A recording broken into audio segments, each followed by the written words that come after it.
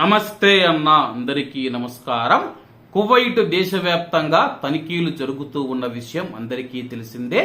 ఈ తనిఖీలలో వందల మంది ప్రవాసులను అరెస్టు చేసి కువైట్ దేశం నుంచి బహిష్కరిస్తూ ఉన్నారు. అలాగే ఈ యొక్క తనిఖీల పైన మనం చూసుకుంటే కువైట్ లోని భారత రాయబార కార్యాలయ అధికారి డాక్టర్ ఆదర్శ్ స్వైకా గారు స్పందించడం జరిగింది. కువైట్ లో ఎవరైతే రెసిడెన్సీ మరియు కార్మిక చట్టాలను ఉల్లంఘించిన వారిపైన కువైట్ అంతర్గత వ్యవహారాల మంత్రిత్వ శాఖ చేపట్టిన తనిఖీ ప్రచారాలకు పూర్తిగా అంతర్గత ప్రక్రియ మరియు అన్ని దేశాలు తమ నివాస వ్యవస్థను ఉల్లంఘించే వారితో ఒకే విధానాన్ని అనుసరిస్తాయని చెప్పి నేను నమ్ముతూ ఉన్నానని చెప్పి ఆయన వెల్లడించారు.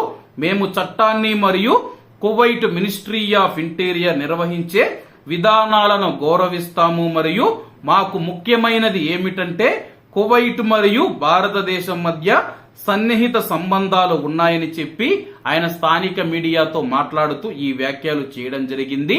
రెండు దేశాల మధ్య జరిగిన 6వ రౌండ్ రాజకీయ సంప్రదింపుల ఫలితాలను భారత రాయబారి ప్రశంసించారు. విదేశాంగ మంత్రిత్వ శాఖలోని గల్ఫ్ వ్యవహారాల జాయింట్ సెక్రటరీ ఆసిమ్ మహజన్ గారు భారత ప్రతినిధి బృందానికి నాయకత్వం వహించారు మరియు సహాయ విదేశాంగ మంత్రితో సమావేశాలు నిర్వహించారు. కువైట్ దేశవ్యాప్తంగా నిర్వహిస్తూ ఉన్న తనిఖీలకు మేము మద్దతిస్తూ ఉన్నాము.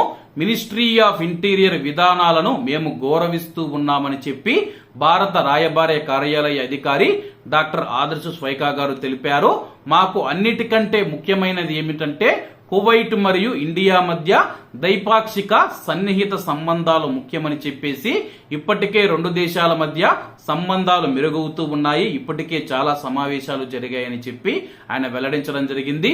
మరి ఆయన చేసిన వ్యాఖ్యలపైన మీ యొక్క అభిప్రాయాన్ని కామెంట్ రూపంలో తెలియజేయాలని కోరుకుంటూ, ఎందుకంటే ఏ దేశమైనా సరే తమ దేశంలో ఎవరైనా సరే చట్ట విరుద్ధంగా నివసిస్తూ ఉంటే అటువంటి వారిని అదుపులోకి తీసుకొని వాళ్ళ దేశాలకు పంపిస్తూ ఉంటారు.